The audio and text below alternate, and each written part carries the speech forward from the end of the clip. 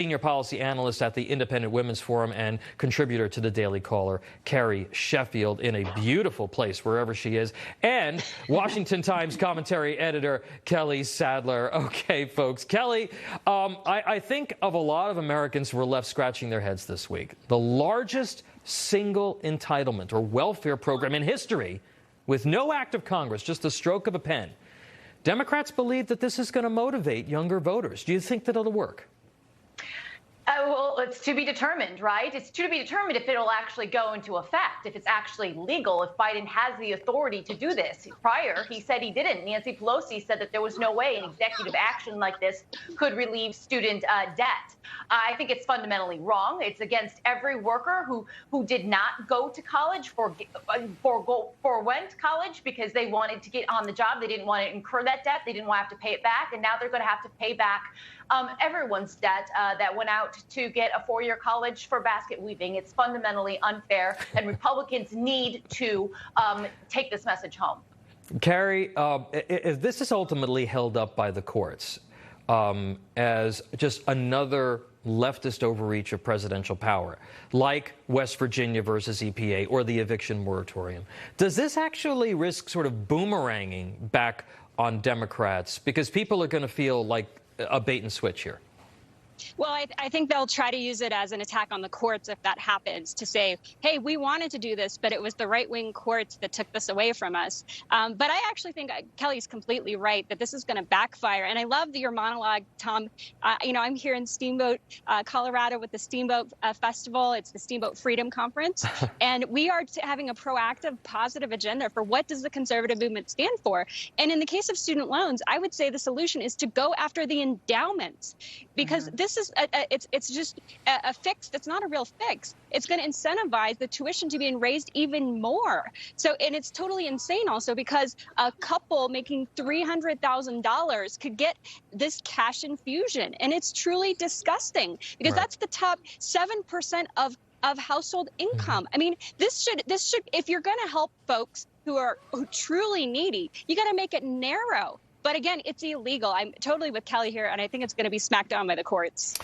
Moving on, Mr. Unity, President Biden at it again the other day. Take a listen to this. Trump and the extreme MAGA Republicans have made their choice to go backwards, full of anger, violence, hate, and division. But we've chosen a different path.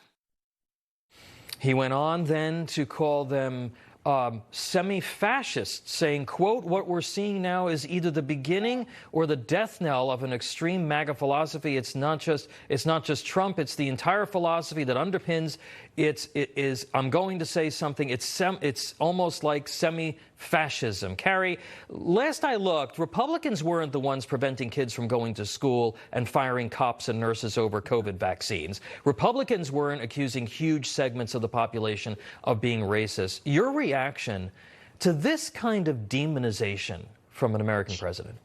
Well, it's a lie because Biden promised us unity. He promised us that he would bring us together as a country. So we see this as the latest exhibit of that lie. And the truth of the matter is, again, here I'm at the Steamboat Freedom Conference. We just heard from John Rich, this incredible MAGA musician. I encourage President Biden to take a listen to some of his music. It's about love. It's about bringing our country together. It's about celebrating our veterans, celebrating the greatest generation, and what unites us as Americans instead of trying to divide us and totally misrepresenting what conservatives stand for. Not to mention, fascism is expanding the executive branch outside of your authority, which is what he's trying to do with the student loan program. That is fascism. He is going totally outside of his lane. It's unconstitutional. That is fascism. It's just so sad for people, to have to listen to that. This week the Department of Justice released the full document outlining the Russia hoax, why there was no prosecution, which of course involved the FBI. Then more FBI news, this time courtesy of Mark Zuckerberg on Joe Rogan's podcast. Take a listen. The FBI, I think, basically came to us, some folks on our team, and was like, hey, just so you know, like, you should be on high alert. Basically, the ranking in newsfeed was a little bit less. So fewer people saw it than would have otherwise. So it definitely... By what percentage? I don't know off the top of my head, but it's meaningful. Yeah, it's meaningful. We just suppressed the story. It didn't go anywhere. Kelly, Zuckerberg spent more than $400 million of his own money to drive turnout in Democrat-favored districts in 2020. I still haven't heard from anyone how to rein in the power of these tech oligarchs. Isn't that a winning issue for Republicans? Oh, yeah, and it should be part of their platform. You were discussing they need a platform, something to be for. But we've lost this narrative. It seems like the Republicans just respond to whatever the issue of the day is in Washington, and they're not driving a narrative. And this is one that is a winning issue. Facebook and Mark Zuckerberg interfered in our 2020 election. They rigged it. There are studies that showed that a third of the population had no idea about the Hunter laptop scandal or his business dealings, and that had they had known going up into November to vote, 4% or more would have switched their vote. Well, I'll tell you what, that doesn't sound very meaningful, but it would have turned the outcome of the election for Donald Trump and against Joe Biden.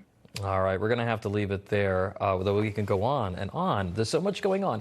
Kelly Sadler and Carrie Sheffield. Carrie, have a great time out there. Thank you. I will. Come next time, both of you. Come here to Colorado. Come to Steamboat. You got it. Thanks so much.